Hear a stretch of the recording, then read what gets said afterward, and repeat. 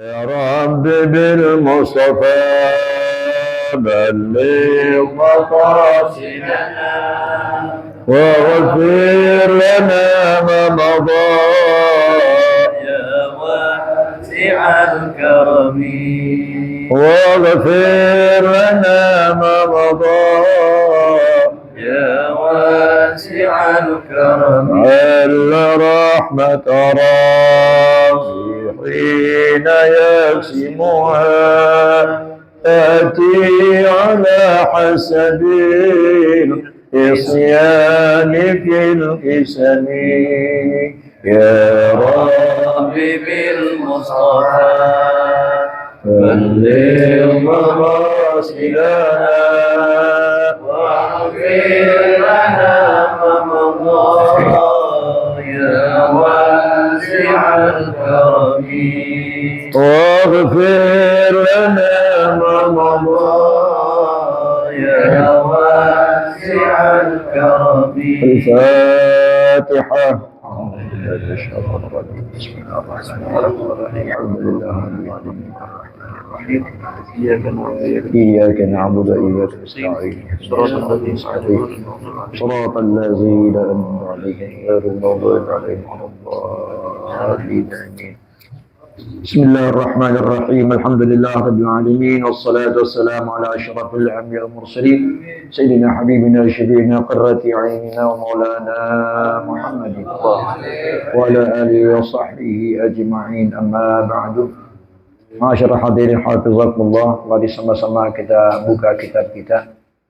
Masih sampai halaman yang ke-18, hal-hal yang berhubungan dengan masalah Jumat. Sebelah kanan, yang mana dari atas ke bawahnya, yakni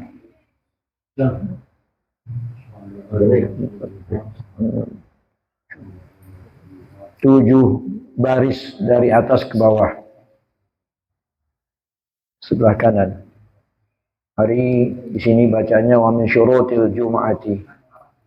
Mari kita baca sama-sama. Bismillahirrahmanirrahim. Bismillahirrahmanirrahim.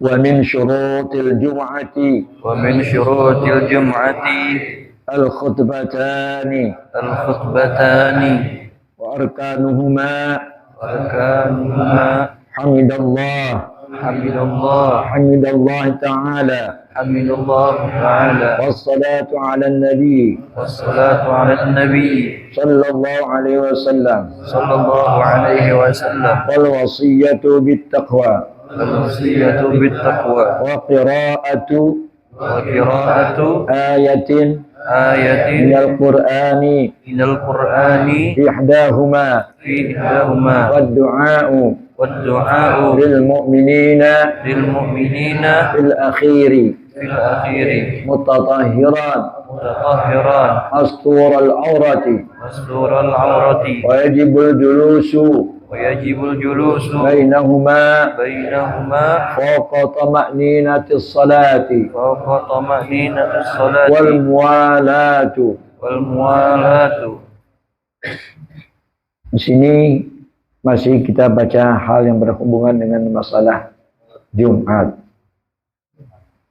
Wa min syuruti, dan daripada syarat-syarat. Syarat-syarat apa? Yakni syarat-syarat Jumat. Jadi sholat Jumat itu ada syarat-syaratnya. Kalau kurang syaratnya berarti tidak sah Jumatannya. Apa daripada syarat-syarat Jumat itu? Yang pertama al-khutbatani, ada 2 khutbah. Ya, di dalam sholat Jumat ada dua khutbah. Yang mana 2 khutbah ini dilaksanakan beda dengan sholat Idul Fitri dan Idul Adha.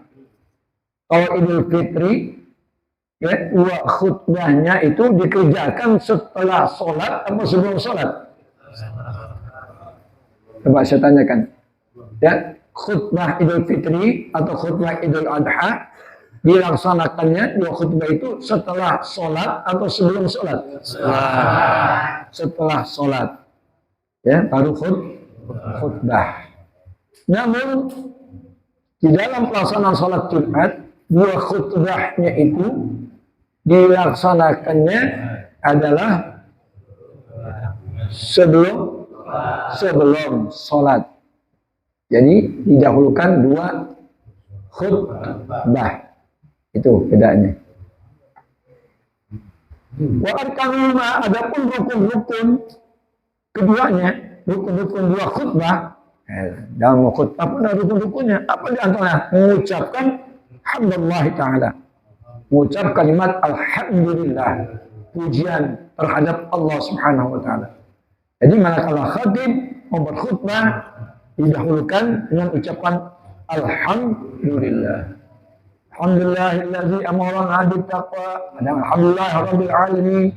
Ada juga inna hamdalillah. Jadi pertama memuji Allah subhanahu wa ta'ala. Wassalatu ala nabi sallallahu alaihi wasallam. Yang kedua, rukun khutbah itu membaca salawat kepada Nabi kita Muhammad sallallahu alaihi wasallam. Sigat salawat macam-macam. Adanya ya Allahumma shalli ala sayyidina habibina syafiina wa maulana Muhammad, ya. Ada yang begitu. Ada Allahumma shalli ala sayyidina Muhammadin tibbil qulub, ada Allahumma shalli ala nuril anwar, ada Allahumma shalli salatan kamilah. Ya, yang penting itu ada baca salawat di dalam khutbahnya itu. Aneh. Baik dalam khutbah pertama maupun juga khutbah yang kedua. Yang kedua harus ada ucapan alhamdulillah, mengucap muji Allah, dan juga ada salawat kepada Nabi Muhammad sallallahu alaihi wasallam. Wal wasiyatu bittaqwa, dan yang ketiga adalah wasiat dengan mengajak takwa kepada Allah.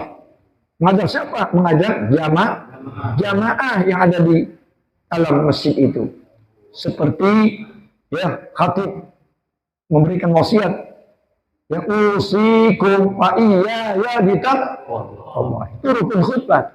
Usikum, aku berikan wasiat kepadamu, wa iyaya, dan kepada diriku, bitaqwa, ya, supaya bertakwa kepada Allah. Itu rukun khutbah yang keberapa? Yang ketiga. Ya, usikum wa iyaya Allah, memberikan wasiat kepada jamaah agar supaya bertakwa kepada Allah. Itu ada pada khutbah yang pertama atau juga khutbah yang kedua harus ada. Wa qira'atu ayatin minal Qur'an, dan yang keempat adalah membaca satu ayat daripada Al-Qur'anul Karim. Ya, ada salah satu keduanya. Kalau mungkin di khutbah pertama tadi nggak ada baca ayat Al-Quran, maka di khutbah yang kedua harus ada baca ayat Al-Quran.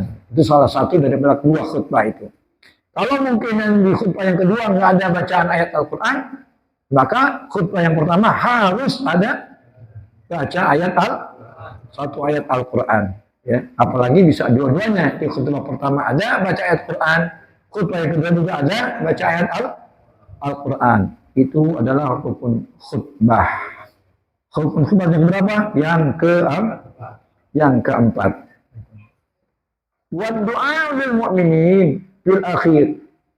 Nah, kemudian mendoakan untuk segenap orang-orang mukmin, orang-orang beriman. Ya, baik laki-laki maupun perempuan. Nah, di sini kalau sudah dikatakan lil mu'minin, ya, untuk segenap orang-orang mukminin, itu masuk juga termasuk orang perempuan yang mukminah. Yang nggak pernah disebut wal mukminin wal mukminat, ya, wal muslimin muslimat. Kalau itu dikatakan wal mukminin, itu ya masuk untuk orang-orang perempuan juga yang mau iman, gitu ya. Jadi khutbah yang rukun khutbah yang kelima adalah mendoakan untuk segenap orang mukminin. Fil akhiri, kapan didoakan orang mukmin?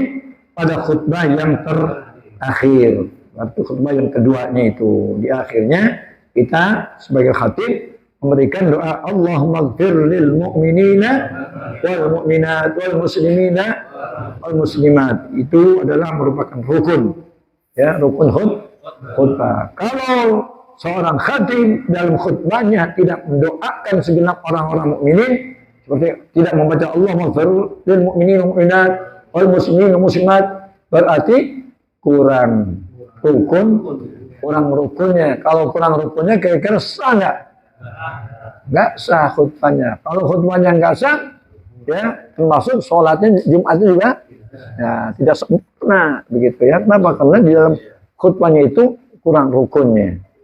Oleh karena itu yang 5 ini di dalam sholat Jumat ketika khatib berkhutbah, ini paling tidak si makmum yang ada di situ harus dengar itu. Harus dia tahu. Misalnya si khutbah, si khatib sedang mengucap Alhamdulillah, nah kita dengarkan itu. Karena itu termasuk rukun. Kemudian ketika khatib mengucap salawat kepada Nabi, Allahumma shalli ala sayyidina habibina wa maulana Muhammad, itu juga si makmum, si jamaah juga harus dengar. Ya. Ketika si khatib mengucapkan usikum wa iyaya bittaqwallah, juga kita harus dengar, harus tahu gitu. Kemudian ketika khatib membaca salah satu ayat Al-Quran juga kita harus dengar. Ya. Dan kelimanya ketika khatib doakan Allah maghfir lil mu'minina kita harus dengar dan kita sertakan dengan mengucap kita amin. Allah maghfir lil mu'minina wal mu'minat amin wal muslimina wal muslimat amin. Yang diganti kabul jangan ya. Ini tetap amin itu ya. Amin. Artinya amin itu apa? Istajib. Terimalah ya Allah doa kami.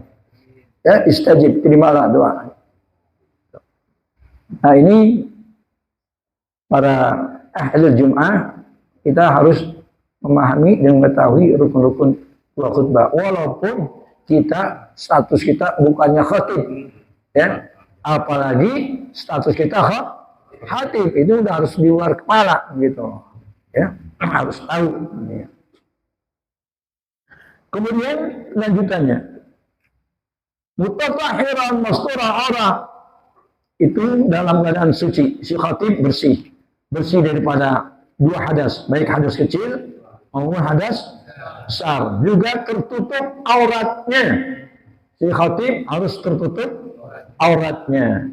Di mana aurat laki-laki? Yaitu baina surra wa rukbah, antara pusar sampai lutut, itu yang wajib ditutup. Andai kata tiadaan pakaian, ya si khatib khutbah cuma pakai sarung, ya menutupi perutnya ya, sampai lututnya, karena tidak ada pakaian seperti zaman dulu, zaman Jepang, zaman Belanda. Ya, itu kadang-kadang katanya dengar cerita dari orang tua kita, orang pakai baju susah, kadang-kadang karung dipakai. Dibuat baju, dibuat celana, karung. Ya, sampai-sampai orang yang pakai celana buat dari karung itu banyak pada kena kutu-kutunya, pada koreng kayaknya. Ya, ada kutu beras, ya. Buat celana, buat baju. Gitu. Itu zaman dulu. Ada kata ada khatib berkhutbah, cuma dia pakai sarung saja, tertutup, dia punya auratnya, dia tutup antara pusar sampai lutut, itu sah.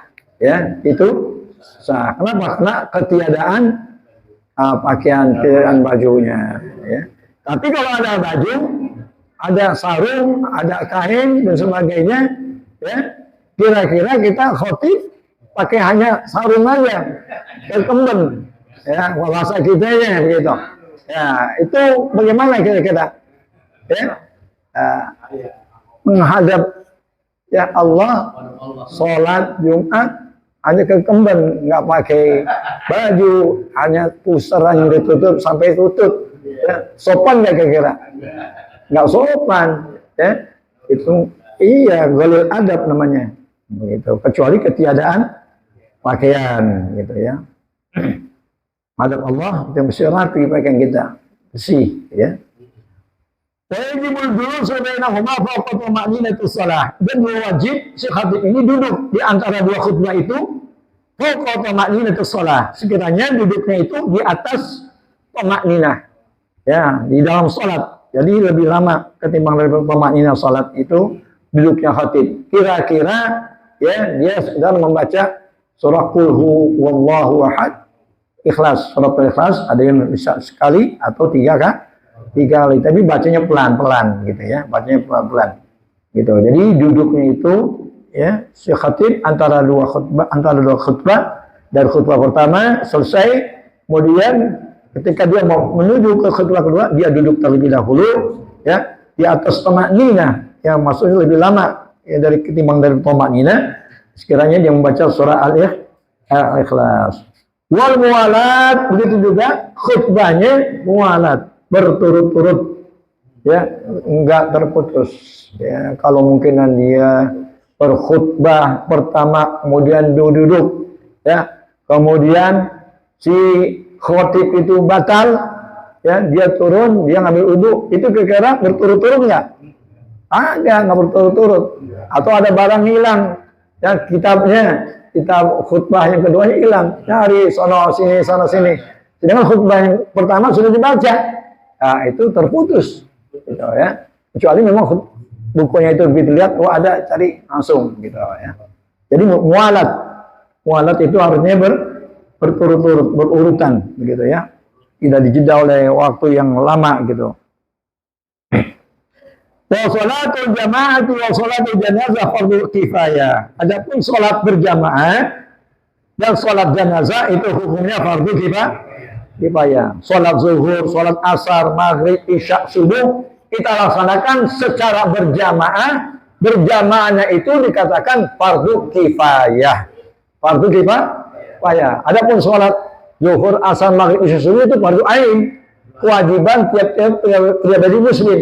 Tapi berjamaahnya itu dikategorikan fardhu kifayah. Bagaimana? Andai kata di salah satu kampung lembur, ya, waktu zuhur, waktu asar nggak ada yang berjamaah, maka orang kampung lembur itu sebenarnya dosa semuanya.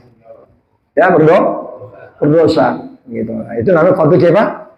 Tapi andai kata ada sekelompok orang yang berjamaah di kampung itu, ya, maka yang lain ya memadai sudah. Ya, kenapa? Karena sudah ada yang sholat berjamaah. Enggak beda sholat jenazah. Sholat jenazah juga hukumnya fardhu kifayah.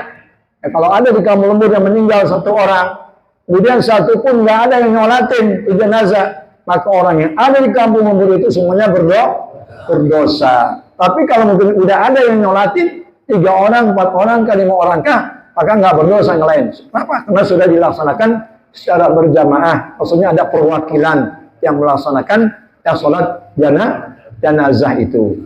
Ya. Maka hadirin hafizahumullah, saya mengharapkan sekali ini musola kita banyak di RW 5, RW 6. Ya, ini kalau bisa sehari-harinya kita upayakan untuk kita syiarkan berjamaah. Ya, tolong para tetangga musola, ya, para tetangga masjid, sholatnya di masjid atau di musola secara berjamaah. Nama dalam hadis Nabi, la sholat li jaril masjid illa fil masjid. Tidak sempurna sholatnya bagi tetangga masjid, bagi tetangga musola, kecuali sholatnya di masjid atau di musola. Isiin musola, biar syiar. Jangan katanya musola sepi banget, banyak banget nyamuk, ya, di pojokan sana nyamuk, ini kabang-kabang. Ya kenapa? Karena jarang musola. Itu namain syiarkan. Nah ini maka fungsinya daripada kita mengaji dari musola ke musola, nah ini musola kita yang sepi kita ramaikan, kita syiarkan. Ya, jangan kita memasa bodohkan, jangan kita tahu itu musola tapi dibiarkan begitu saja. Nah ini ya kita harus respon, harus tanggap, syiarkan musola, syiarkan masjid-masjid. Insyaallah manakala kita mensyiarkan musola, mensyiarkan masjid, ukhuwah persaudaraan kita ya seagama, ya seiman dan seagama, ukhuwah Islamnya akan terbentuk dan lebih kuat, lebih terjalin lagi ya. Ini dalam masalah sholat berjamaah. Di situ ada tali silaturahmi. Nah ini juga kita pengajian ini tujuannya bukan hanya sekedar pengajian, ini supaya ada nyambung tali rahmi. Dan kita upayakan kalau bisa, kalau ada di antara teman kita, teman pengajian, ada yang sakit, kurang sehat, kita tahu, kita datang jenguk, ya, tengokin, gitu. Nanti kalau mungkin kita lagi sakit juga, dia akan imam tadi akan nengokin kita, akan doain kita. Nah ini kira-kira cakap kalau begini. Ya, setuju nggak? Ya, kalau ada yang sakit, kita jenguk rame-rame, setuju nggak?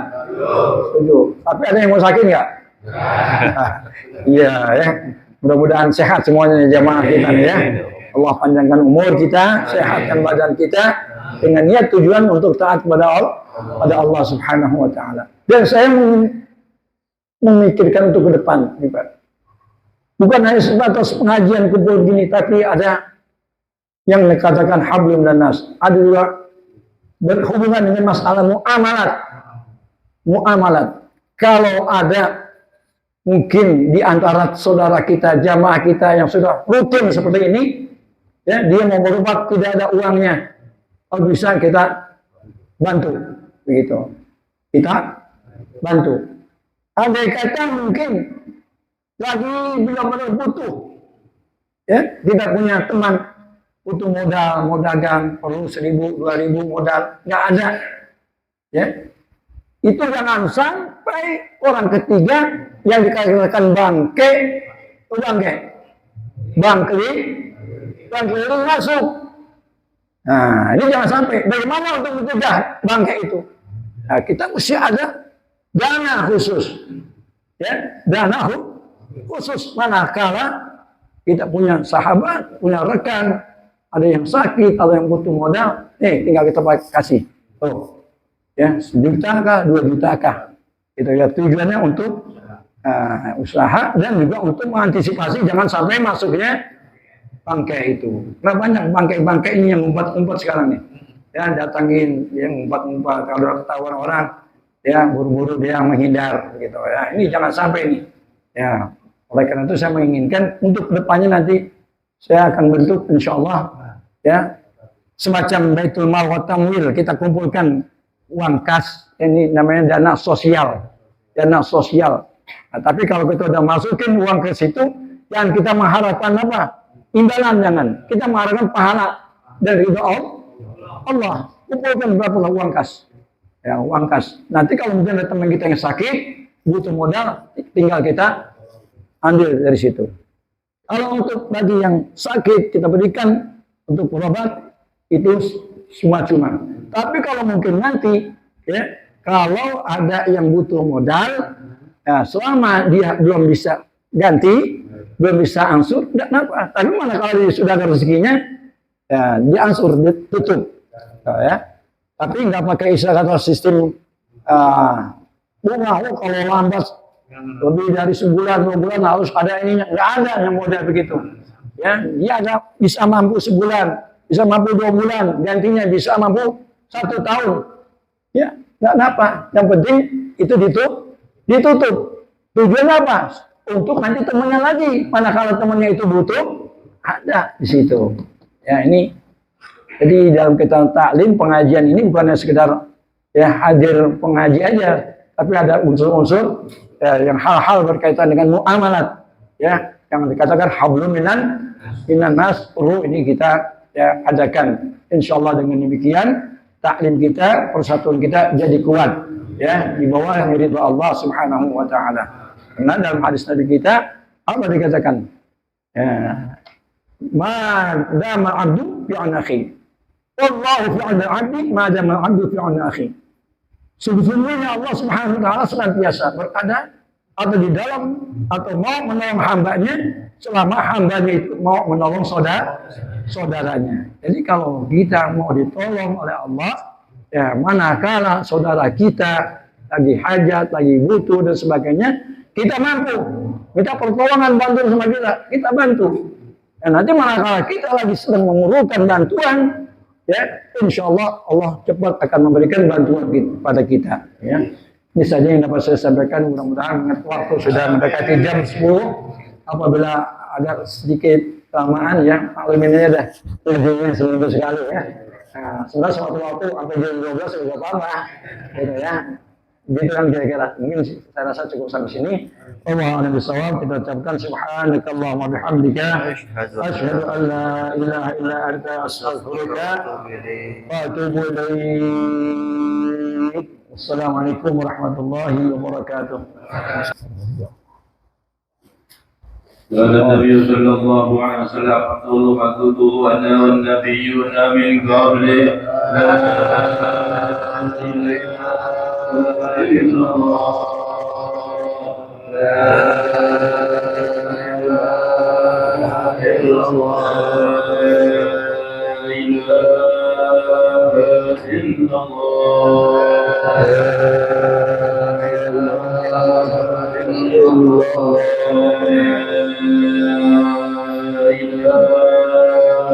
إلا الله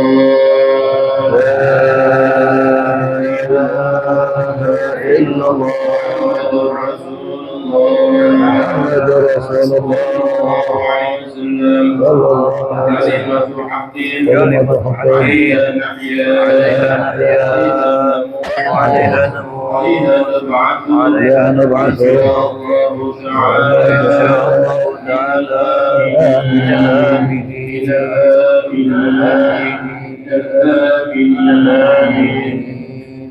Allah doa. Amin Allah Rabb. Amin ya.